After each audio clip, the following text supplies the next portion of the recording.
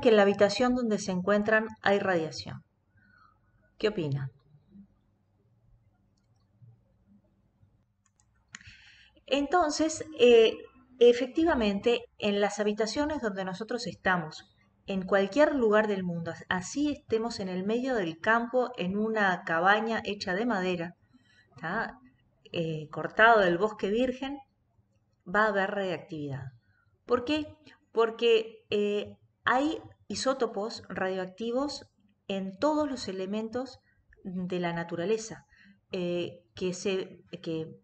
estuvieron desde que se constituyó nuestro planeta como tal, de elementos que vinieron de las estrellas, pero también que se están formando continuamente a partir de radiaciones cósmicas que vienen del espacio exterior. Entonces, eso hace que tanto el suelo que contiene las pasturas, los cultivos, del cual se alimentan los animales y entra en nuestra cadena alimentaria, implican que tienen radioactividad.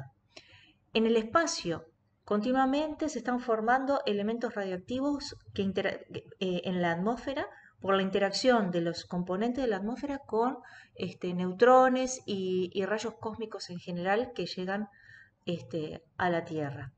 Y por lo tanto van a ingresar a nuestro cuerpo en el aire que respiremos y también van a estar en el agua.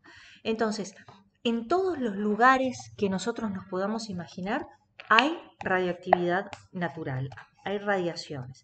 Estas radiaciones que les comento son de tipo ionizante, es decir, que tienen alta energía. Y estas radiaciones pueden interactuar con la materia de distintas maneras.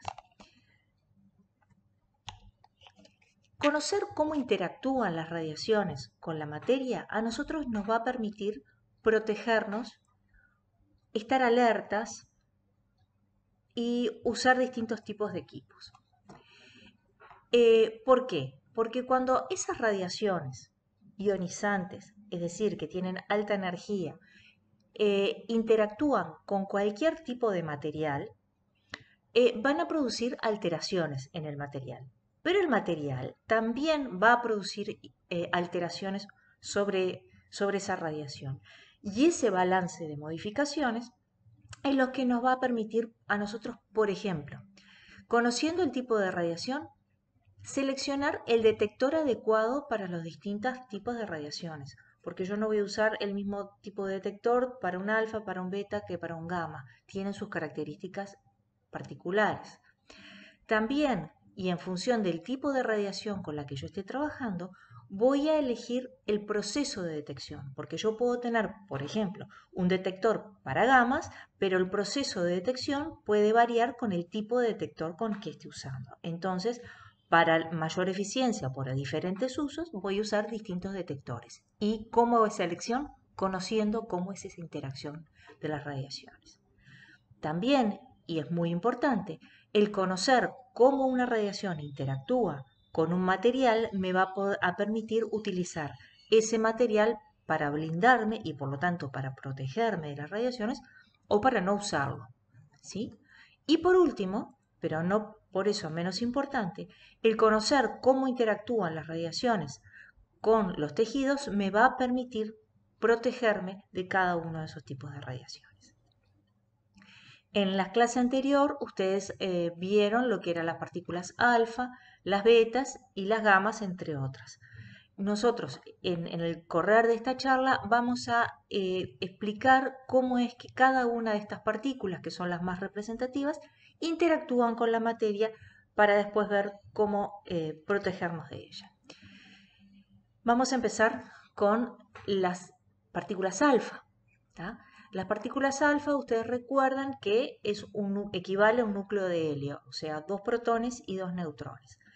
Estas partículas son muy pesadas, comparadas, por ejemplo, con otras que tienen la masa de un electrón o con las gamas, que son fotones, que no tienen masa. Estas son, por cierto, las más pesadas y las más voluminosas.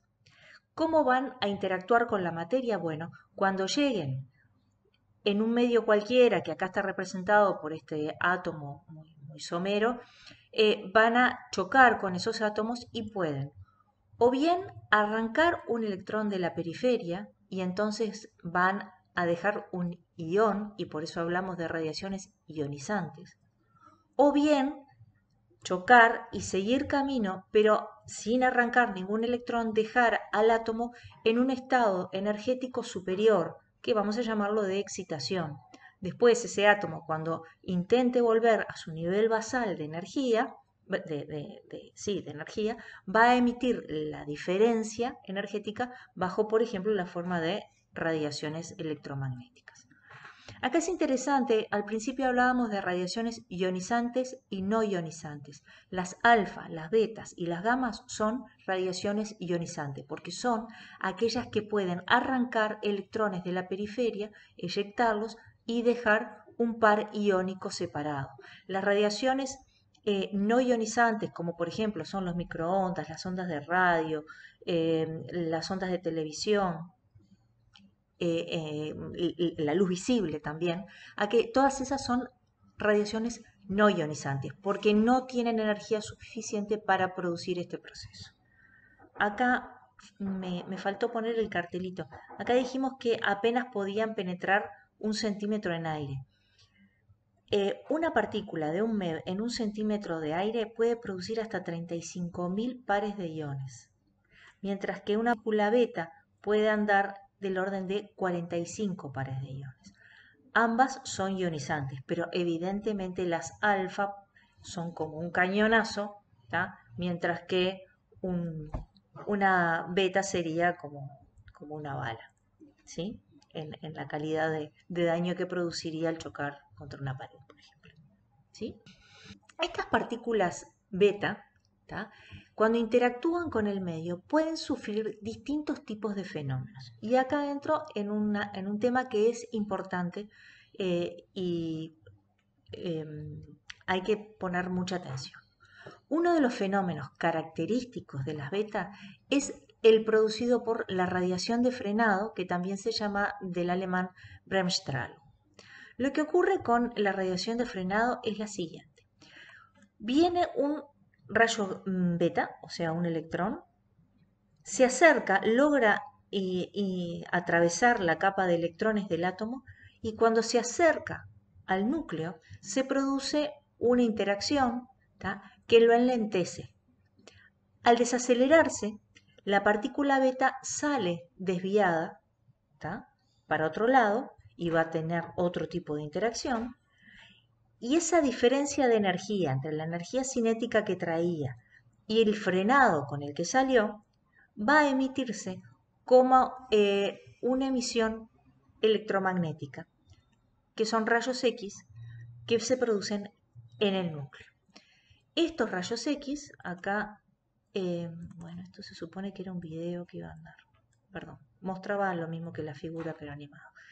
Estos rayos X hacen que sean característicos de la interacción de los rayos beta con la materia.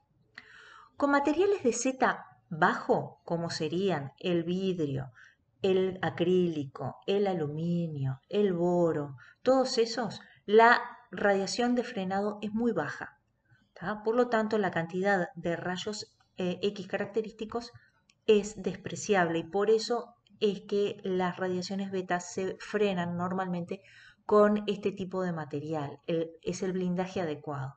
En cambio, si nosotros interponemos entre un emisor beta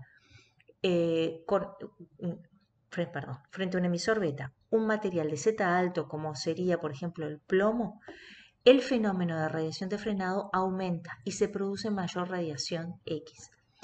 Es por eso que en este caso usar plomo para blindar los betas sería peor el remedio que la enfermedad, porque estaríamos, si bien frenando al electrón, estaríamos generando radiación electromagnética indeseada. ¿Hasta acá alguna consulta?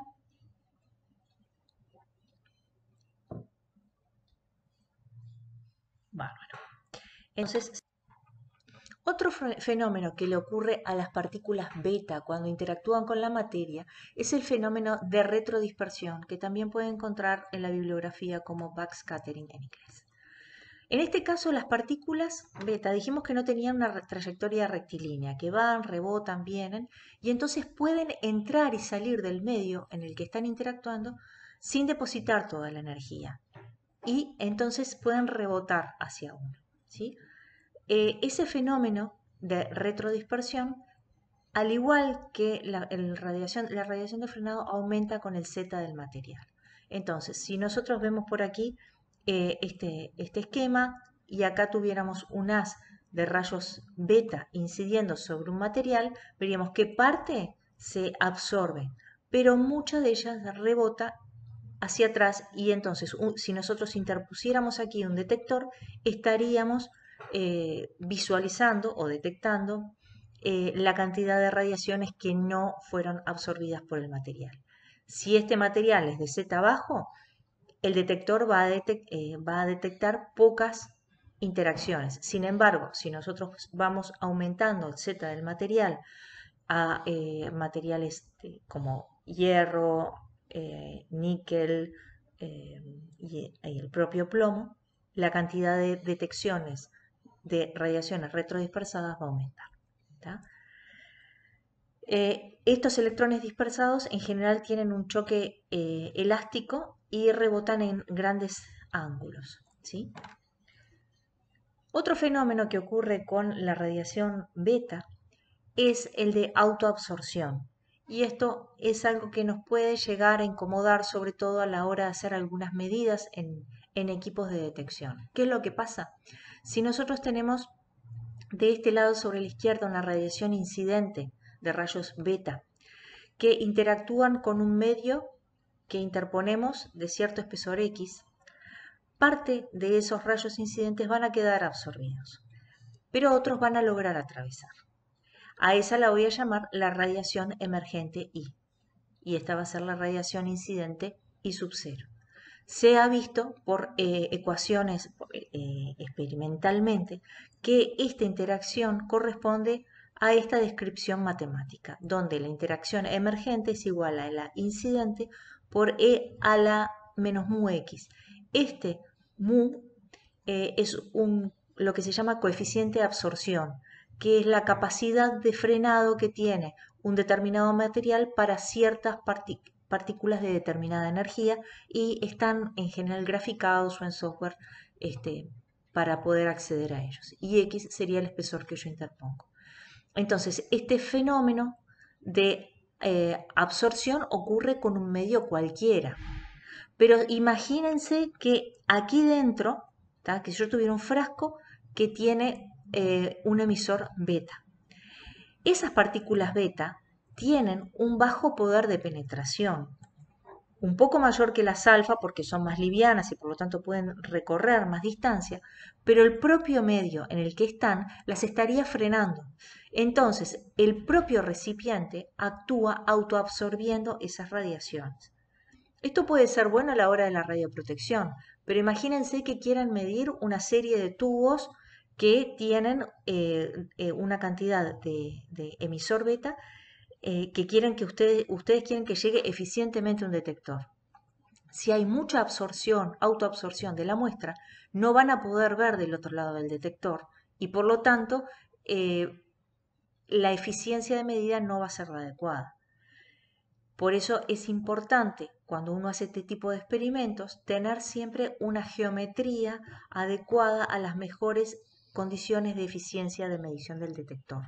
Si yo mido distintos volúmenes o en distintos recipientes de distinto espesor, la autoabsorción me va a jugar una mala pasada y entonces yo puedo de pronto tener la misma cantidad de actividad, pero el detector no va a ver con los mismos ojos esa cantidad de actividad. Otro fenómeno que sufren las partículas beta, ustedes ya lo vieron en la primera clase cuando vieron de los modos de decaimiento, que es el fenómeno de aniquilación de los positrones. Y acá lo que pasa es lo siguiente. Si nosotros tenemos una partícula beta, que es un electrón, y en el medio hay un positrón, o sea, su antipartícula, si se encuentran en el espacio, que estaría representado aquí el electrón en azul, el positrón en verde, van a sufrir un proceso de aniquilación, ¿tá? Y esa aniquilación va a producir dos rayos gamma en sentidos, el mismo sentido pero direcciones opuestas, eh, con una diferencia de 180 grados. En este caso, la energía se va a conservar porque los gamas se van a llevar toda la energía, se va a conservar también la cantidad de movimiento, ¿tá? Y las que van a interactuar con la materia, en realidad a la larga van a ser los rayos gamma, porque los electrones apenas se encuentren van a aniquilarse. No obstante, antes de que se produzca la aniquilación, ¿tá? Los positrones van a sufrir los mismos tipos de procesos que sufriría un electrón. Por ejemplo, en un medio antes que se encuentre el positrón con un electrón, puede llegar a producirse radiación de frenado, puede llegar a producirse retrodispersión, puede llegar a producirse autoabsorción, ¿sí? Pero como en la Tierra lo que más abunda son los electrones, es más probable que se aniquile antes de que sufra estos fenómenos, ¿sí? Ahora lo que vamos a ver es la interacción de las radiaciones gamma y X con la materia. Estos dos tipos de radiaciones son electromagnéticas, o sea que no tienen masa, ¿tá? Y se caracterizan por interactuar con la materia por cuatro grandes efectos: la dispersión clásica, el efecto fotoeléctrico, el efecto Compton o la producción de pares, ¿tá? Lo que ocurre es que esa radiación electromagnética puede llegar, por ejemplo, a una molécula, interactuar con el enlace que tenga esa molécula y producir, por ejemplo, estimular una rotación molecular. O pueden llegar a uno de los átomos de la molécula y producir una vibración atómica, en cualquiera de los dos casos, que puede alterar la estabilidad de esa molécula. También pueden llegar a un átomo, ¿tá? Interactuar con su capa electrónica y producir excitación en esas capas electrónicas. Siempre estamos hablando, recuerden, de radiaciones ionizantes, ¿tá? Y después sí pueden producir el arranque de... Ay, perdón, un segundo que me suena el teléfono. Estamos siempre hablando de radiaciones ionizantes, entonces estas radiaciones pueden llegar a algún electrón de las capas cercanas al núcleo o más alejadas, y eso lo vamos a ver en unos minutos, y pueden arrancar electrones produciendo alteraciones. A continuación vamos a ver cómo pueden ser esas alteraciones. La dispersión clásica es como un poco aburrida, al menos en este caso. Lo que sucede es que tenemos el átomo, aquí, llega la radiación electromagnética X o gamma y se desvía, interactúa y se desvía, pero no se produce ningún otro tipo de modificación, solamente se dispersa esa radiación. Se desvía el rayo gamma y se conserva la energía y también se conserva el momento. Por lo tanto, a los efectos de nuestro interés en este momento no tiene mayor incidencia. El efecto fotoeléctrico ya es distinto, tiene otro encanto. Y me gusta recordar siempre en este momento que gracias a la descripción del efecto fotoeléctrico fue que Einstein ganó su primer premio Nobel, porque ya había hablado de la teoría de la relatividad, pero no estaban muy afines, pero le reconocían que tenía mucho mérito. Entonces, por el efecto fotoeléctrico sí le dieron un premio Nobel. Y lo que plantea es lo siguiente. Dice que un rayo gamma primario llega desde afuera del átomo e interactúa con electrones que estén cercanos al núcleo. Este tipo de rayos gamma son de baja energía. Y cuando digo baja energía me refiero a menos de 100 keV, ¿sí? Esos electrones que se arrancan de las capas cercanas al núcleo son eyectados y va a quedar un hueco. Y entonces, por los principios cuánticos que ustedes ya manejan de otros cursos, saben que este hueco de baja energía tiene que ser llenado por otro electrón. y la diferencia energética que va a haber entre que este electrón que ocupaba una capa superior baje a otra de menos energía, se va a emitir bajo la forma de rayos X característicos. Entonces, el efecto fotoeléctrico implica una absorción total del rayo gamma que incide y que la energía se va a dispersar bajo la eyección del electrón que estaba aquí, que le vamos a llamar fotoelectrón. ¿Por qué? Porque se generó por la interacción con un fotón, y la emisión de rayos X característicos. Esto tiene una importancia muy grande a nivel de los tipos de detectores, en particular los detectores de iyoduro de sodio, y también cuando se adquieren imágenes, fundamentalmente a la altura, en medicina nuclear, imágenes de SPECT, que pueden alterar la calidad de la imagen. El otro tipo de efecto que se puede producir con las gamas es el efecto Compton, que lleva el nombre por el físico de apellido Compton que lo describió. Este efecto ocurre con radiaciones gamma de energía media. Vieron que en la anterior hablábamos de energías bajas. Y cuando digo media anda alrededor de los 140, 240 keV. En este caso, lo que ocurre es que un rayo gamma primario incide sobre un electrón ya más alejado del núcleo y lo arranca. Ese electrón que sale eyectado recibe el nombre de electrón Compton, ¿sí? Y el resto de energía que no se usó para arrancar al electrón se va a dispersar bajo la forma de un rayo gamma secundario, que se va a dispersar con cierto ángulo de dispersión. ¿Ah? Aquí el rayo gamma que se produce va a tener menos energía, que va a ser la diferencia entre lo que costó en energía arrancar este electrón Compton y lo que traía inicialmente. Este electrón Compton va a seguir su camino y va a interactuar como si fuera un electrón y va a sufrir los efectos que habíamos visto anteriormente. Radiación de frenado, retrodispersión, aniquilación, en fin, lo que le vaya a suceder, pero va a seguir su camino independiente. Y este rayo gamma secundario depende de la energía que traiga. Puede ser una energía baja, como habíamos dicho anteriormente, y entonces sufrir efecto fotoeléctrico, o todavía ser lo suficientemente alta como para volver a producir un efecto Compton. ¿Ah? El tercer tipo de interacción que pueden sufrir las gamas es la llamada producción de pares. Aquí las radiaciones gamma tienen que ser de alta energía. Y cuando digo alta me refiero a que tienen que tener por lo menos 1.022 meg, acá tendría que ser M mayúscula, mega electronvoltios. Y vamos a ver por qué tendría que suceder eso. Este rayo gamma llegaría directamente al núcleo, ¿tá?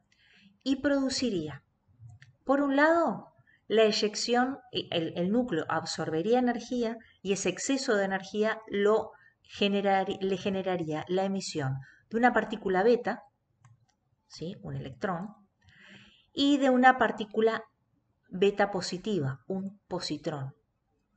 Esta beta, que sale de aquí, va a tener sus interacciones posteriores, como dijimos recién, tipo retrodispersión, tipo frenado, tipo aniquilación, tipo autoabsorción.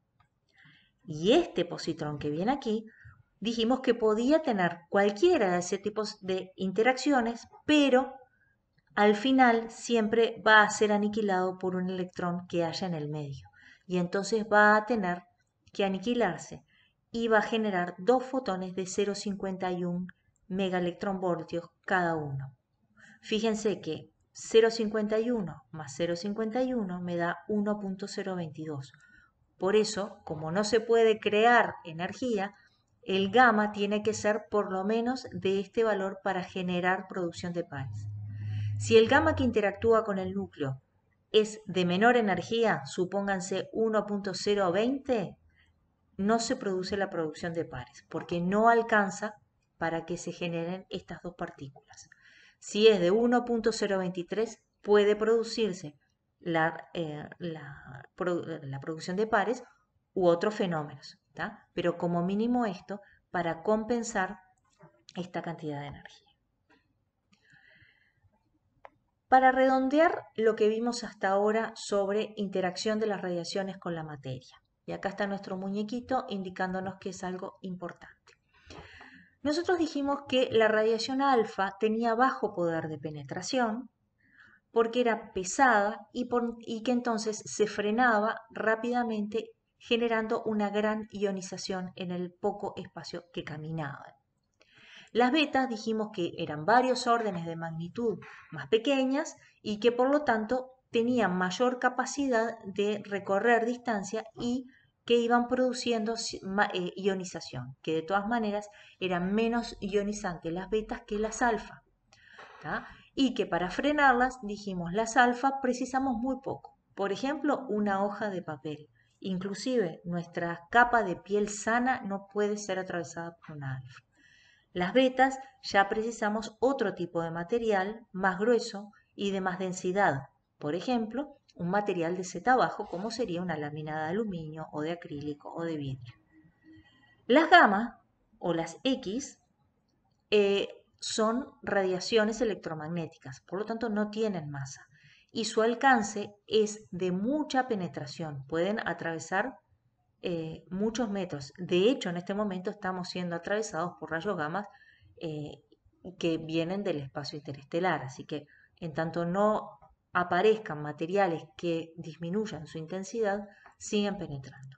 Para disminuir su intensidad, por ejemplo, podemos interponer materiales de alta densidad, como sería una placa de plomo.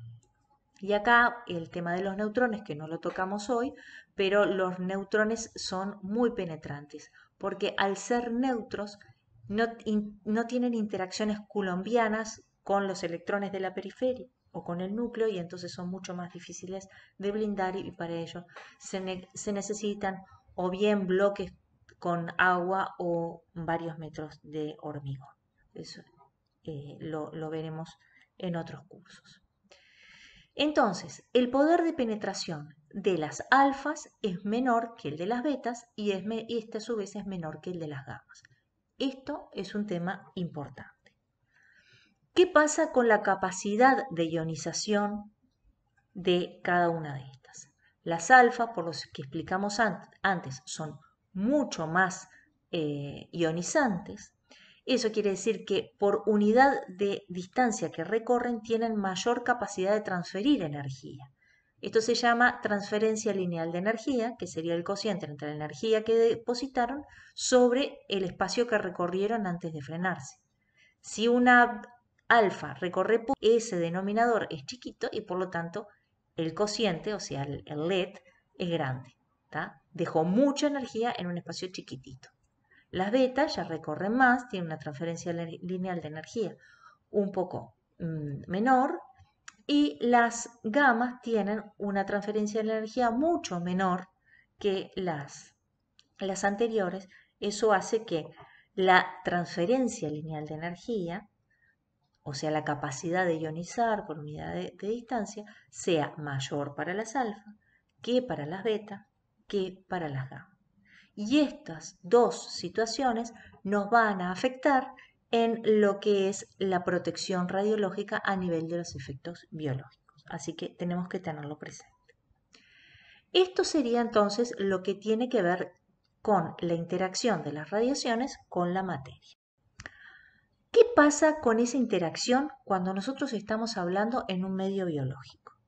Bueno, las radiaciones ionizantes que interactúan con un medio biológico tienen los mismos principios que con cualquier materia. Es decir, si yo tengo una alfa que va a interactuar con mi tejido adiposo, va a sufrir ionización.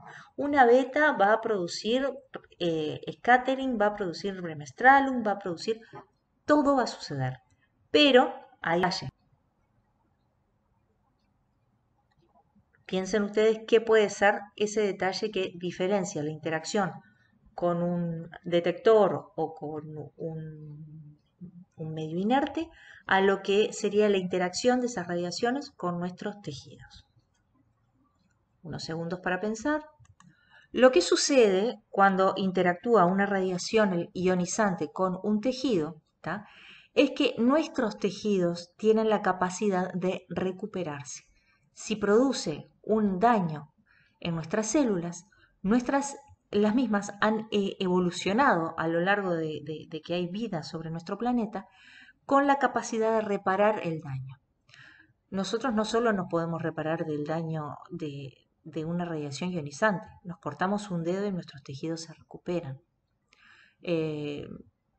Nos quebramos un hueso y nuestros tejidos se recuperan. O sea, eso es inherente a cualquier tejido vivo. Pero con respecto a las radiaciones ionizantes, ¿ah?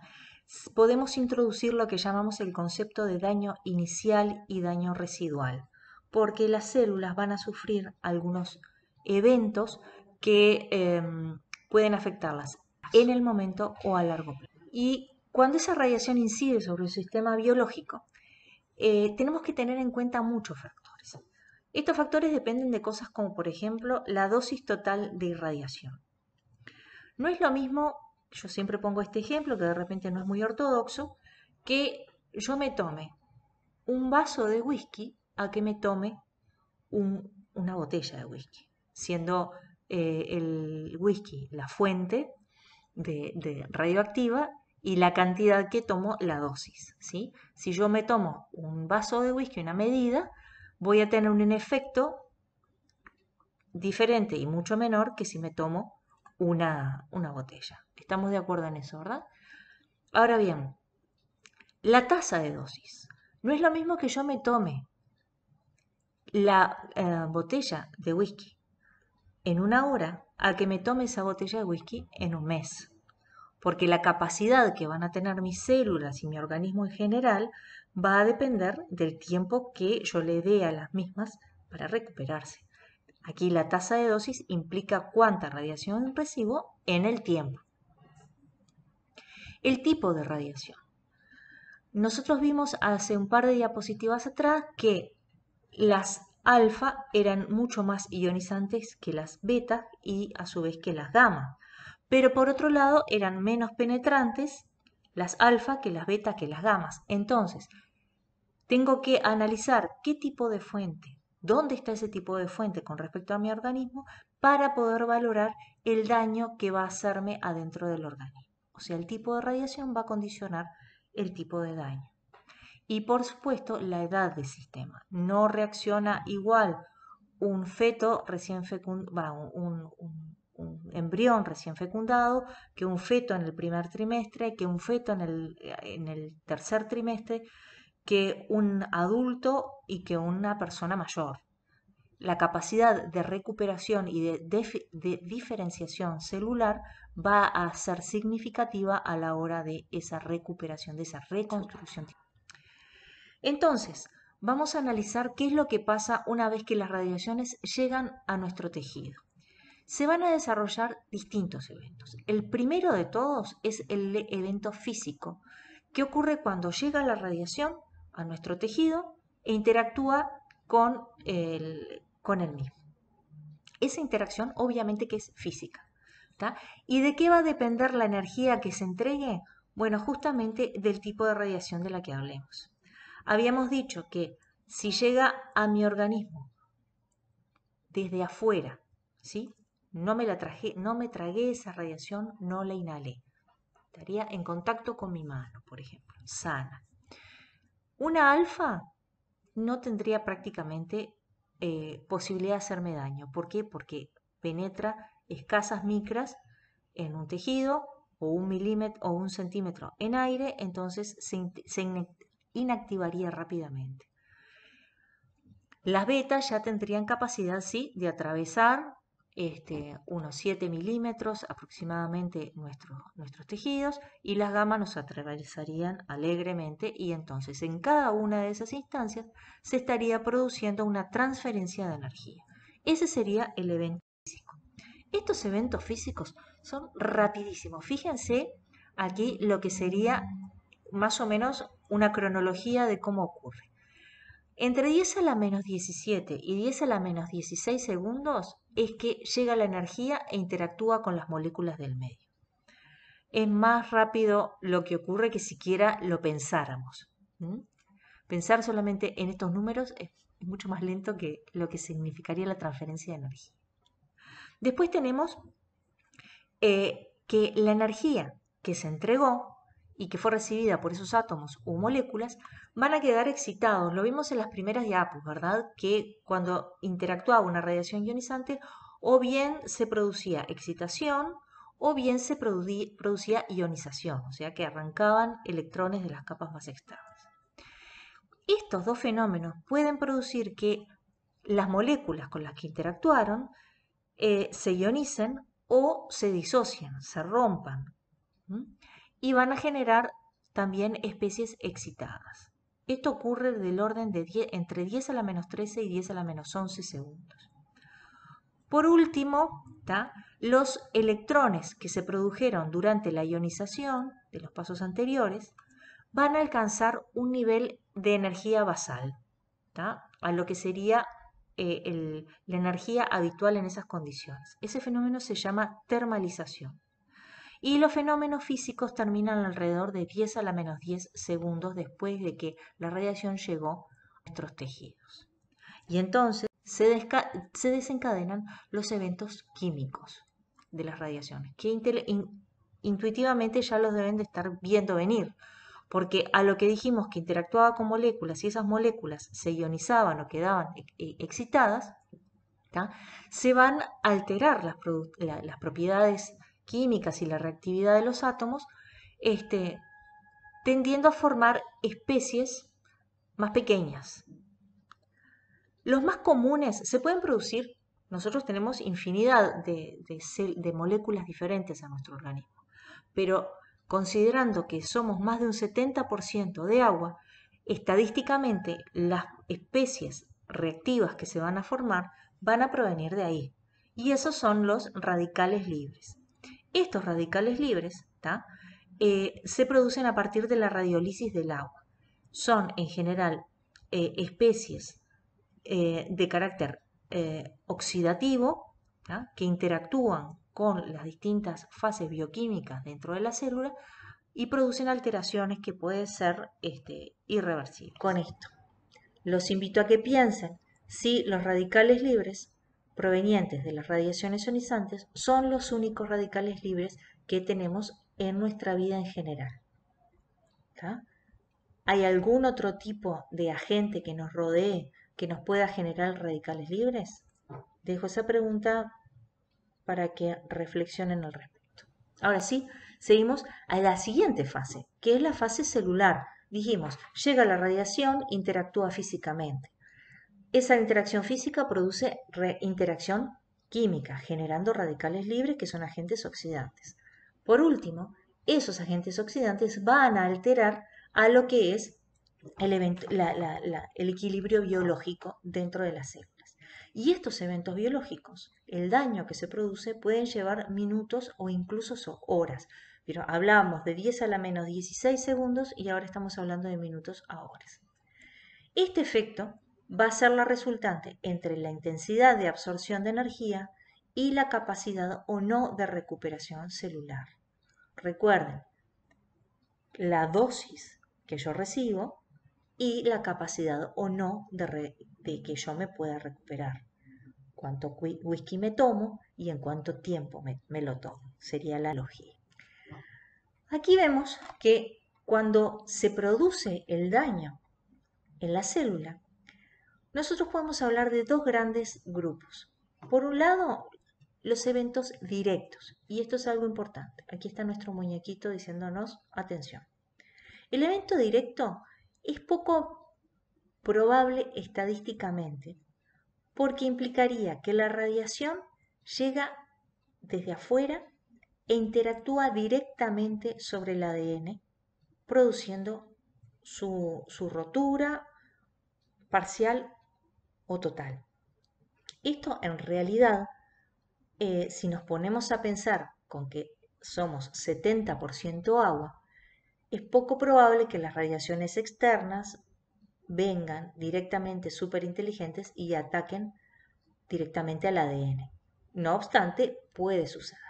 Y es más probable que ocurra cuando estamos hablando de una radiación alfa que tiene poco poder de penetración, a que si hablamos de otro tipo de radiaciones donde pueden penetrar más y entonces generar en esa interacción ionización en el camino. Y es la que vemos aquí, la interacción indirecta. Esta es la directa, esta es la indirecta. ¿Y qué es lo que ocurre? Viene la radiación, pero interactúa no directamente con el ADN, sino con la molécula de agua.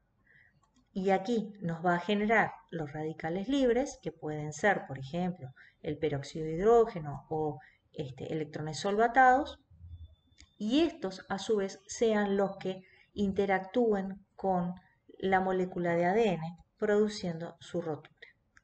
Estas especies reactivas, ¿tá?, son en general los agentes oxidantes que nos pueden afectar a las mutaciones, producimos mutaciones. ¿Tá? Y si nosotros pensamos que la cadena de ADN simula una escalera de caracol, acá puse esta imagen como analogías, ¿tá?, el daño que produzcan las radiaciones al interactuar con nuestro ADN sería equivalente a que se nos rompieran escalones de nuestra escalera de ADN. Entonces, los efectos biológicos que puede producir tanto la acción directa como la acción indirecta son de daños primarios. Puede ocurrir que venga la radiación por alguna de estas dos vías, lastime a nuestra célula, a nuestro ADN y genere un daño primario. Pero nuestras células dijimos que a lo largo de toda la evolución desarrollaron la capacidad de repararse. Y entonces se reparan y generan células viables. Y entonces esas células siguen su vida sin mayores consecuencias. Puede suceder que este daño que ocurrió no sea reparable. Y entonces se produce lo que se llama la muerte celular. En este caso, la muerte celular quiere decir que nuestro ADN no se pudo recuperar. Por lo tanto, no hay capacidad de volver a usar nuestra escalera. Están todos los escalones rotos y no tenemos cómo recuperarnos. Por lo tanto, ese tejido o ese órgano, ¿tá?, mueren, y a eso se llama efecto determinístico. ¿Por qué se llaman así? Porque esa muerte ocurrió pura y exclusivamente derivada a partir de la interacción de la radiación ionizante con el tejido, ya sea en forma directa o indirecta. Pero no le podemos echar la culpa a ningún otro factor, por eso es determinístico. Este tipo de daño ocurre a partir de un umbral de dosis. Uno no tiene muerte celular o daños en un tejido u órgano a partir de bajas dosis, sino a partir de un umbral. Entonces, por ejemplo, este umbral de dosis puede producirse a partir de accidentes como por ejemplo Chernóbil, como por ejemplo las bombas atómicas de Hiroshima o Nagasaki, ¿sí?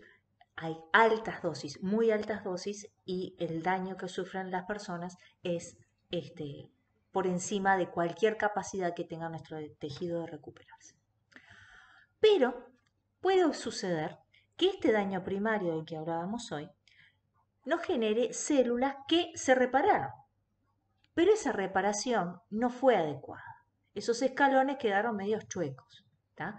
Esa célula se reparó en forma modificada o lo que diríamos mutada. Y depende si la célula que mutó es una célula somática, o sea que forma parte de alguna parte de nuestro cuerpo, puede generarnos leucemia, ¿tá?, que es el cáncer más común que se produce a partir de las radiaciones ionizantes, o algún otro tipo de cáncer, pero básicamente este es el más común.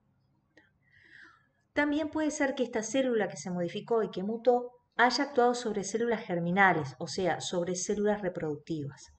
Y estas células puede ser que a nosotros no nos hagan nada, pero que sí se transmita esa mutación a la progenie y entonces haya efectos hereditarios en los hijos y ese daño entonces de interacción de las radiaciones se manifieste en generaciones posteriores.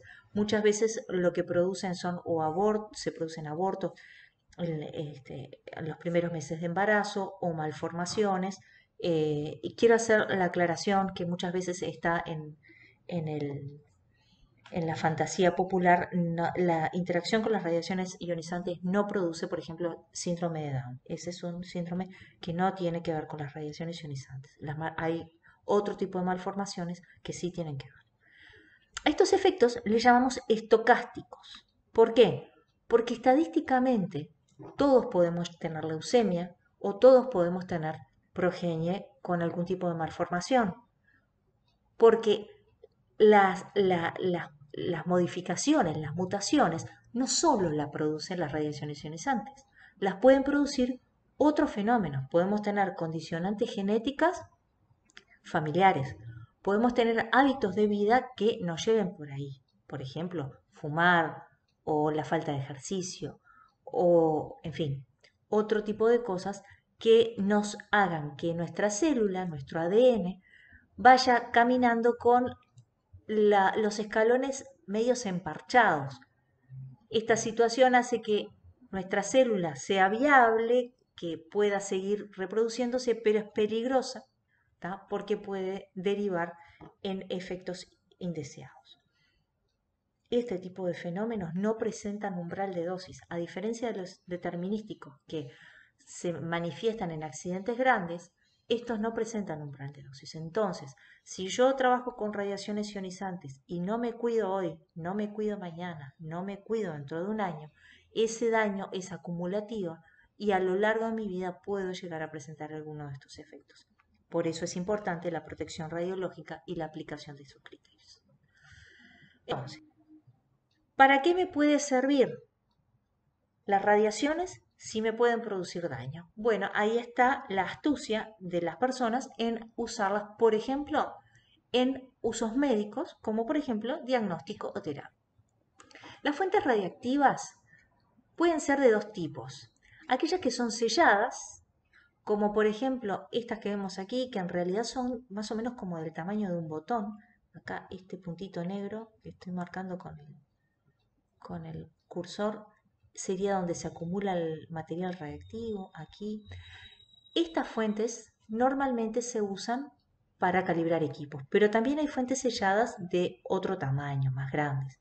Las fuentes selladas se caracterizan porque uno las puede agarrar, las puede chupar, lo que fuere, y no van a intercambiar material radiactivo con el medio, porque está allá adentro enclaustrado, pero pueden servir para usos técnicos.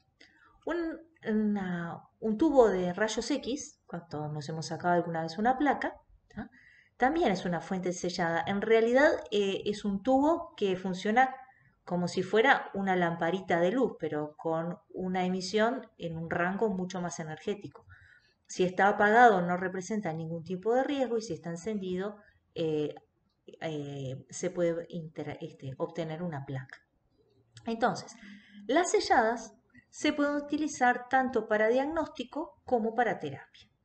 Para diagnóstico, bueno, el equipo, esta foto clásica es de tomarnos rayos X, pero también se puede usar para tomografías, y también se puede usar para radioterapia. Cuando nosotros escuchamos, a fulanito le mandaron a hacer radioterapia, lo que se hace es colocar al paciente bajo una especie de acelerador lineal que cuando está apagado no representa ningún riesgo, pero cuando se enciende emite un haz de electrones que llega al tejido lesionado de la persona, entrega energía ahí y mata esas células. Los otros tipos de fuentes que podemos tener son abiertas y también las podemos usar para diagnóstico o para terapia. ¿Ah?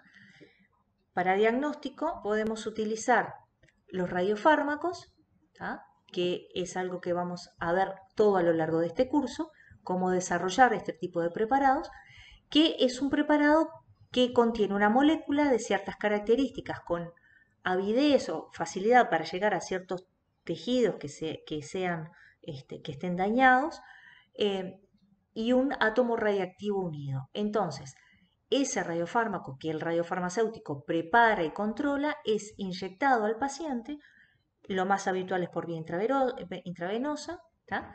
Se espera que se distribuya en el cuerpo hasta que alcance un equilibrio y después esa radiación emitida llega al paciente y se obtiene con estos detectores. Esto, por ejemplo, se llama gamma cámara.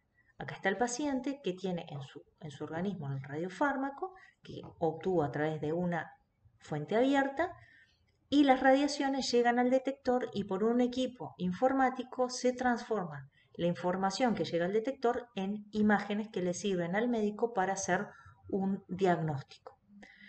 ¿Qué tipo de radiaciones me servirían para hacer estudio diagnóstico con fuentes abiertas? Pensemos, ¿una alfa? No, una alfa no, porque tiene muy bajo poder de penetración. Yo se lo inyecto al paciente, lo voy a estar exponiendo a un riesgo muy grande de ionización y no va a poder atravesar su cuerpo y por lo tanto llegar a los detectores que estaban acá. Una beta, a la beta le pasa exactamente lo mismo. Si bien tiene un mayor poder de penetración, no logra atravesar el cuerpo entero de la persona y mucho menos llegar a un detector. Lo que me sirve para hacer un diagnóstico con fuentes abiertas, con radiofármacos, es un emisor gamma, porque tiene alto poder de penetración, va a producir muy poco daño en el tejido que atraviesa y va a llegar eficientemente al detector. Y entonces lo que voy a obtener es una imagen que va a tener un patrón de distribución muy interesante y específico dependiendo del radiofármaco. Acá esta imagen que vemos en este momento corresponde a un paciente al que se le inyectó un radiofármaco que se llama fluorodesoxiglucosa, que es un análogo de la glucosa al que se le introdujo un átomo de flúor, 18, que es un emisor de positrones. El positrón, ¿se acuerdan que cuando interactuaba con los electrones del medio, se aniquilaba y emitía dos rayos gamma de 511 keV cada uno? Esos rayos gamma son los que se detectan fuera del organismo y los que mediante un sistema informático se transforman en esto que vemos acá, en una imagen de un paciente. El médico, cuando ve este tipo de imagen, va a tratar de ver algunas cosas. Pensemos en las características químicas de la glucosa. Es un compuesto hidrosoluble y es un combustible natural para nuestras células. Entonces, nuestro cuerpo va a captar con mayor avidez en aquellas células que estén en un proceso de reproducción intenso, como sería, por ejemplo, acá el cerebro. Está cortada la parte del cerebro porque hay mucha captación para no distraer, pero el cerebro es nuestro gran consumidor de glucosa. Otro tipo de células que pueden llegar a consumir y a captar mucha glucosa sería un tejido tumoral. Las células tumorales están en una gran tasa de reproducción y entonces necesitan alimento. La de fluorodesoxiglucosa dijimos al principio que era un análogo, no es igual a la glucosa. Entonces lo que se hace es engañar a las células. La célula incorpora a ese análogo, ese radiofármaco, que normalmente se llama FDG, fluorodesoxiglucosa, lo incorpora, pero cuando está adentro, las enzimas no lo pueden degradar porque no tiene la configuración de la glucosa y entonces queda retenido dentro de las células. Los químicos astutamente desarrollaron ese radiofármaco, pero después se va a ir eliminando, sin degradar por el sistema urinario, porque dijimos que era hidrosoluble. Entonces aquí podemos visualizar en el cuerpo, se va a acumular en los lugares que tengan alto consumo, dijimos cerebro o células tumorales, y se va a eliminar, en este caso, por las vías urinarias. Acá podemos ver los riñones, donde hay cierta acumulación, vemos los uréteres, cómo va la orina bajando a través de ellos, y esto que vemos aquí es la vejiga, donde se está acumulando ese FDG que no se usó, que no se quedó retenido en otros lugares y que la persona va a eliminar cuando. Sin embargo, Aquí está la mala noticia del paciente porque hay una captación anómala y esto significa que hay un tumor. Entonces, esta es una de las utilidades de las radiaciones ionizantes para el diagnóstico con fuentes. ¿Qué ventajas tiene? Bueno, las imágenes que se obtienen no son anatómicas, sino que son funcionales. Nosotros podemos llegar a ver imágenes de tomografía computada o de resonancia que los cortes son prácticamente como si estuviéramos viendo la parte de adentro del paciente, con una resolución anatómica espectacular. Sin embargo, lo que nos muestran es la foto del momento. Lo que nos permite ver la medicina nuclear, las imágenes, la imagenología molecular, es la funcionalidad. Nosotros estamos viendo lo que ocurre funcionalmente con esos tejidos, si esos tejidos están captando, si esos tejidos no están captando, si están excretando. En fin, no vemos la foto, vemos la película. Y nos permiten hacer un estudio del metabolismo, ¿tá? Haciendo un seguimiento a lo largo del tiempo con distintas biomoléculas. Bueno, que se va directamente al punto sin necesidad de irradiar otros tejidos, ¿sí? Y es específica para ese tumor. Comparado con la radioterapia, ¿no? Pensemos que la radioterapia habíamos dicho que era un haz que venía desde el exterior y depositaba energía ahí, pero al atravesar tejido sano puede ir dejando energía y produciendo daños colaterales indeseados. De todas maneras, no hay radiofármacos inyectables para todas las patologías, por eso la radioterapia externa es mucho más extendida. Aquí hay un ejemplo de lo que sería una radioterapia con fuentes abiertas.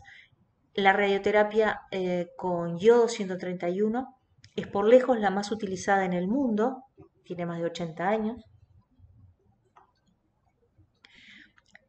para el cáncer de tiroides y también para patologías menores como hipertiroidismo, donde se administran cantidades menores. ¿Qué es lo que ocurre? El yodo 131 tiene gran avidez por el tejido tiroideo. Entonces, el yodo se acumula y entrega energía ahí y mata a las células cancerosas.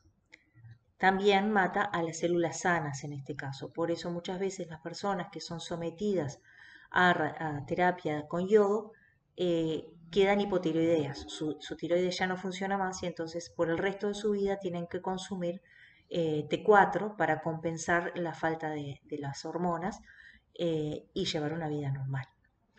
Hay algo que me quedó pendiente y que es de suma importancia y es el tipo de emisores que nosotros usamos con fuentes abiertas. El diagnóstico dijimos que lo que nos servía era utilizar un emisor gamma porque tenía gran capacidad de penetración y de llegar a los detectores. Pero en el caso de las terapias sistémicas, yo quiero que mi emisión quede retenida en el lugar donde está la lesión, por ejemplo, en el tumor. Entonces, para eso voy a elegir emisores de bajo poder de penetración y alta transferencia lineal de energía, como son las beta, que son las más usadas, que el yodo 131 es un emisor beta, también gamma, pero beta y es muy energético, o también alfas.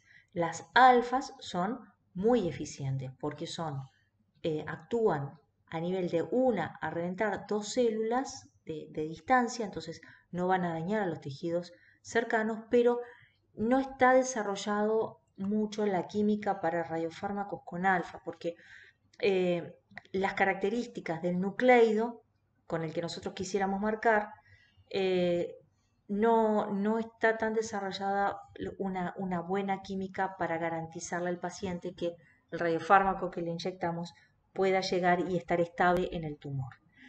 No obstante, en el caso de emisores beta, el yodo 131, como les decía, es el más utilizado, se administra como yoduro de sodio nada más, pero también la química del itrio 90 y del lutecio 177 están muy desarrollados y se han desarrollado muchos radiofármacos que van a distintos tipos de tumores.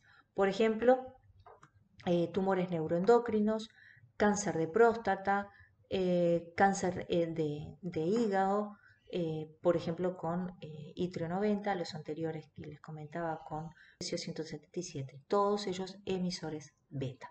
Entonces, las terapias con fuentes abiertas tiene como ventaja que no es necesario que yo conozca la localización anatómica exacta del tumor. ¿Por qué?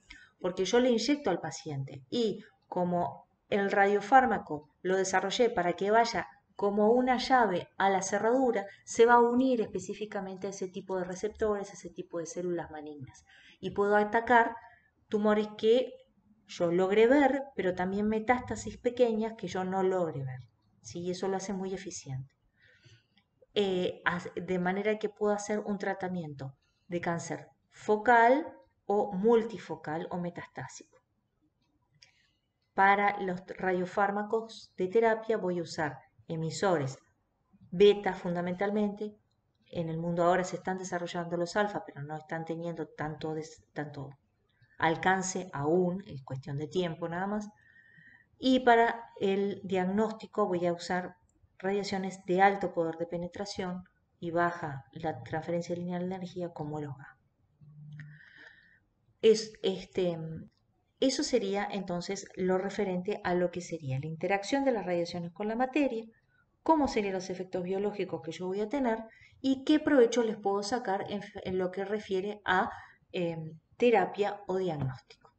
Fantástico todo eso, pero a la hora de trabajar con radionucleidos yo tengo que protegerme. Y para eso vamos a aplicar lo que vamos a llamar principios y criterios de radioprotección. Los principios de radioprotección tienen que ver con conceptos más bien de índole filosófica.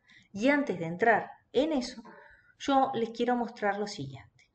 Normalmente uno piensa que la cantidad de radiactividad que lo rodea es mucho menor que la que uno recibe por la acción del hombre.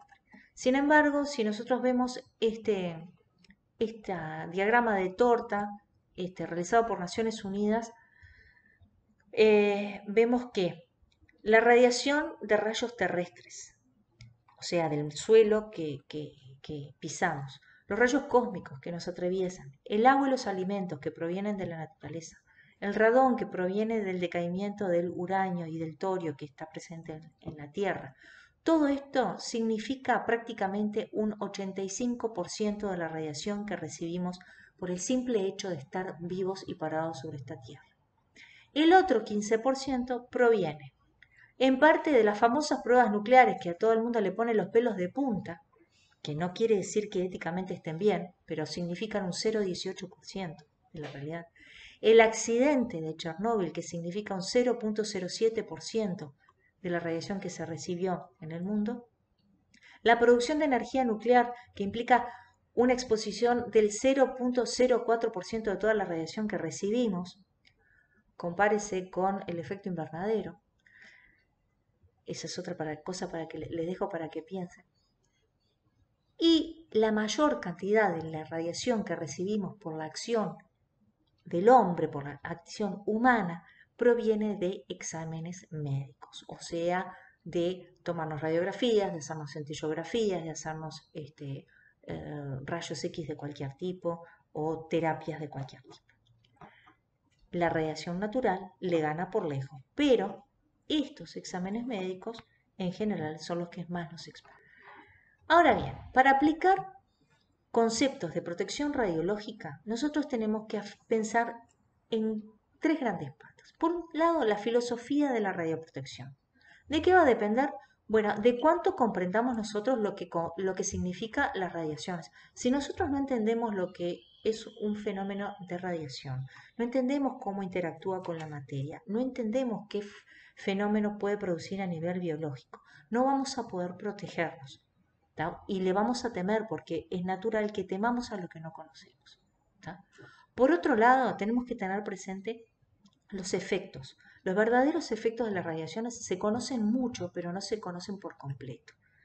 Dijimos hace un rato que los efectos de grandes accidentes, los determinísticos, venían pura y exclusivamente de grandes accidentes, pero los estocásticos, en realidad, pueden provenir de una acumulación, incluso de bajas dosis. Entonces tenemos que cuidarnos siempre, no importa cuán baja sea la cantidad de radiación con la que trabajamos.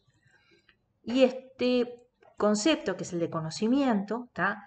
La radioactividad no debe ser temida, sí respetada, como cualquier otra cosa en la vida. Nosotros, al manejar un coche, tenemos algo muy poderoso. No tenemos que temerle, pero sí tenemos que tener respeto, porque con él nos podemos trasladar, podemos llegar más rápido, estar más protegidos. Pero también podemos afectar a nuestra vida o a la de terceros si no respetamos las condiciones mínimas de seguridad. ¿Cómo nos vamos a proteger de la radioprotección? Bueno, conociendo el tipo de radiación que manejamos, conociendo la energía de esa radiación. Obviamente no es lo mismo algo de mucha energía que de baja energía. Y conociendo su poder de penetración, que ya lo vimos hace un rato. Las mayor poder de penetración son muy útiles a la hora de hacer un diagnóstico y las de menor poder de penetración son muy útiles a la hora de hacer una terapia, pero también más dañinas sobre el tejido.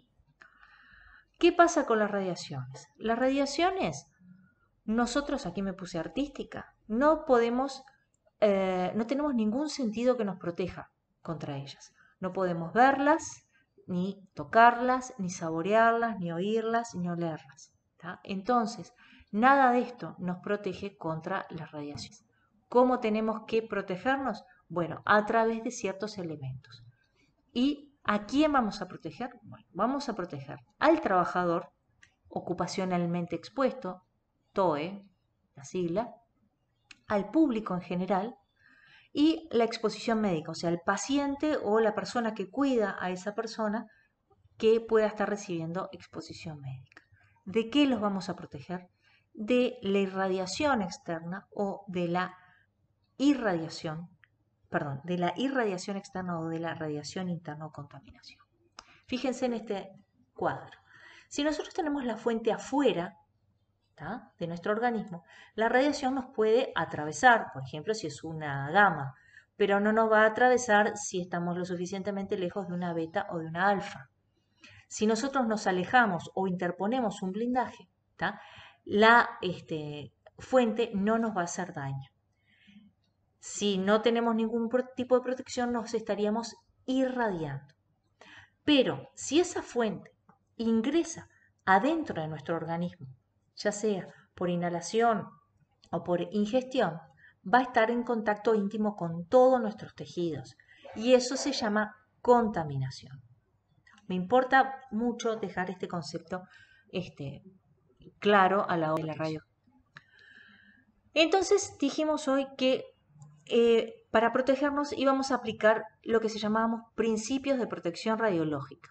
Y nuevamente nuestro muñequito, por favor, atentos a lo que son los principios de la protección radiológica. Son el principio de justificación, el de optimización y el de limitación de dosis. El principio de justificación lo que dice es que ninguna práctica con radiaciones ionizantes puede ser autorizada si no existen evidencias de que la misma producirá para los individuos o para la sociedad en su conjunto beneficios que compensen el posible detrimento. O sea, no puedo usar radiaciones a menos que de ellos se derive un beneficio para el individuo o para la población en general. La optimización, ¿qué quiere decir? Que yo tengo que reducir la dosis de radiación en la medida que yo obtenga un beneficio adecuado, que tengo que reducir el número de personas que se vean expuestas para que si hay un daño esté limitado y optimizar la práctica, las cosas, cómo las hago y dónde las hago para que la probabilidad de exposiciones sea lo menor posible. Eso sería cómo trabajar optimizando.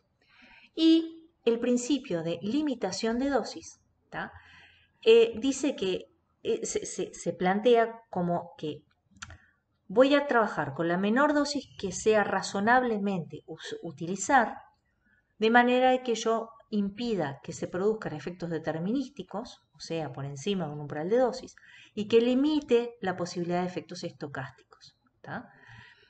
Esta palabra que dice acá abajo, alara, corresponde a algo que dije recién, que es la radiación tan baja como razonablemente sea posible. Alara sería la expresión en inglés, as low as reasonably available. ¿Tá? Tan bajo como razonablemente sea posible. Lo único que falla en esta expresión es el razonablemente, porque somos humanos y a veces nos cuesta razonar. Estos principios de protección radiológica son, como ven, de orden filosófico y de hecho están sentados en lo que es nuestra normativa nacional, nuestra reglamentación para protección radiológica que depende del Ministerio de Industrias y Energía, bueno, plantea los principios de protección radiológica. Se basan además en principios planteados por el Organismo Internacional de Energía Atómica, que a su vez depende de Naciones Unidas. Nuestro país lo toma como normativa. Y después están los criterios de protección radiológica. Ojo, atenti la diferencia entre principios y criterios. ¿Tá? Los criterios de protección radiológica son tiempo, distancia y blindaje. Verán que el anterior era de carácter más bien filosófico. Estos son de carácter técnico y práctico. El tiempo. ¿Qué pasa? Cuanto más tiempo yo esté expuesto a una fuente, mayor dosis voy a tener. Por lo tanto, voy a limitar el tiempo que trabajo de manera de tener la menor dosis posible. Esto no significa que yo haga las cosas a lo loco y corriendo. Significa que planifique y me entrene de manera de hacer las cosas con eficiencia. Porque si yo me apuro y hago las cosas mal, las tengo que repetir y por lo tanto me expuse más tiempo. ¿Tá? La dosis entonces va a ser proporcional al tiempo. La distancia.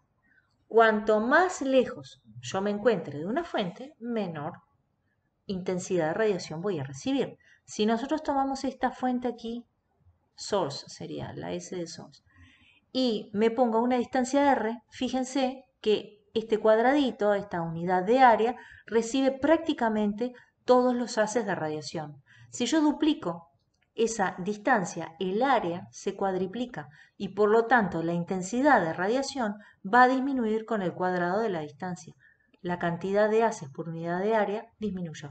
Lo mismo ocurre si yo triplico esa distancia. Entonces, la ley del cuadrado inverso dice que cuanto más lejos yo esté de la fuente, menor tasa de dosis voy a recibir. Aquí está la expresión, que la tasa de dosis va a ser proporcional al inverso de la distancia. Y el blindaje.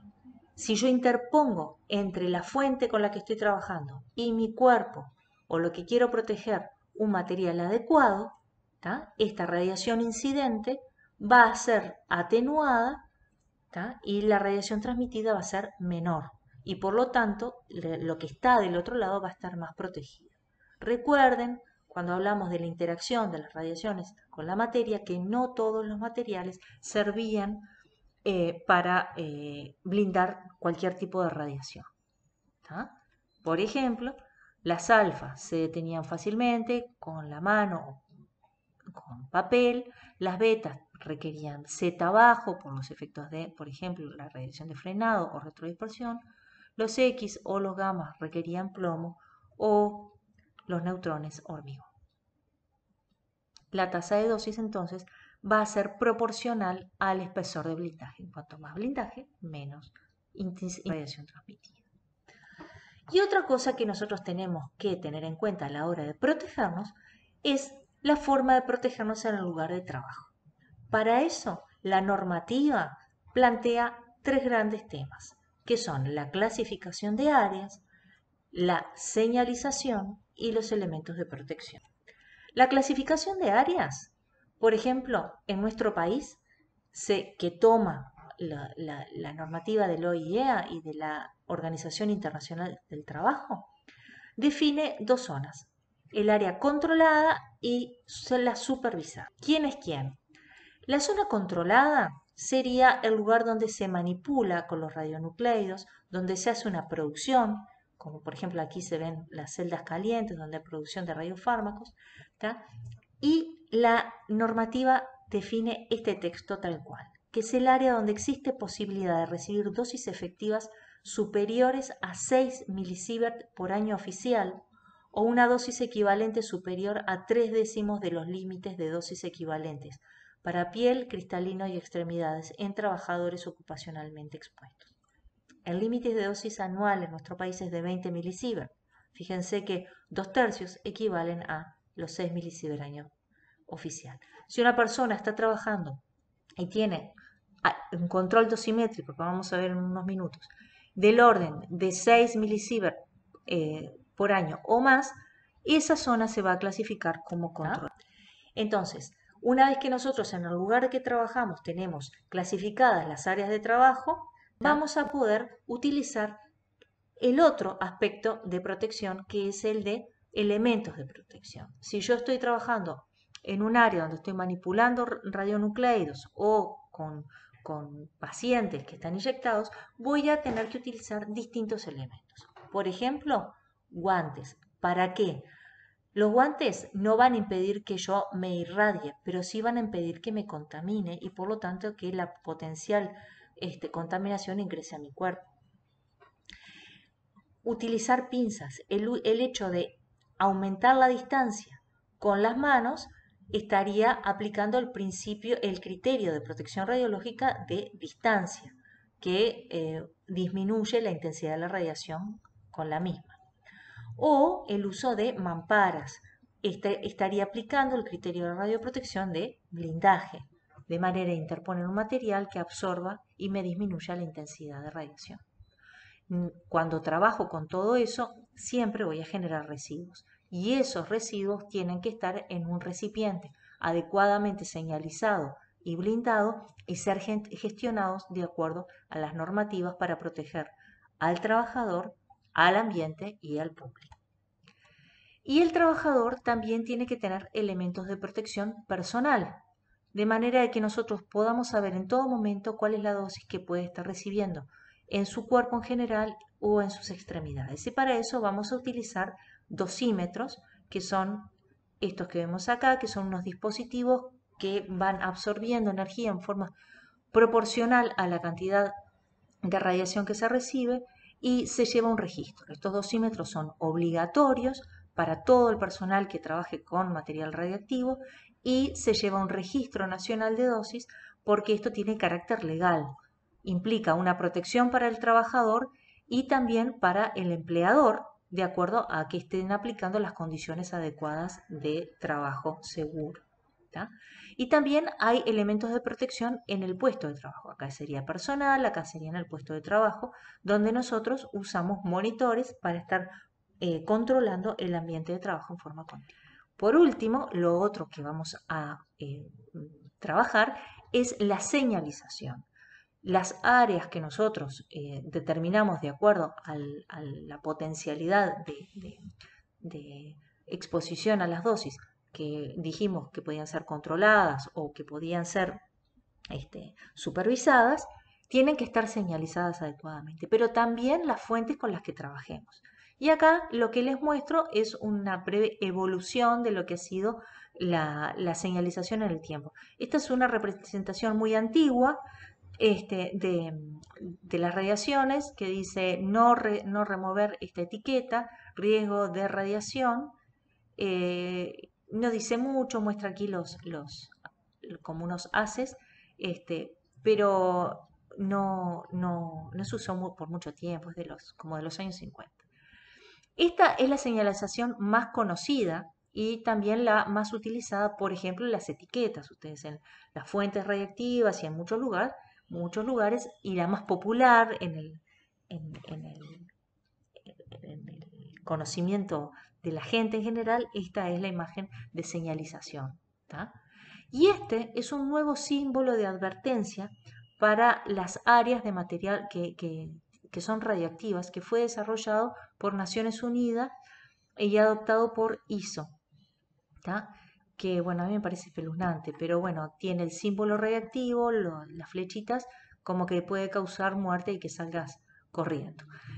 No sé, la verdad que me parece como muy atemorizante, pero parece que gastaron como 5 millones de euros en hacer el desarrollo de esta señalización para que fuera adecuada. Y bueno, esto es lo que tenía para comentarles con respecto a la interacción de las radiaciones con la materia, los efectos biológicos, sus usos y la protección en general. Les agradezco mucho su atención y quedo a disposición por cualquier consulta que quieran hacer.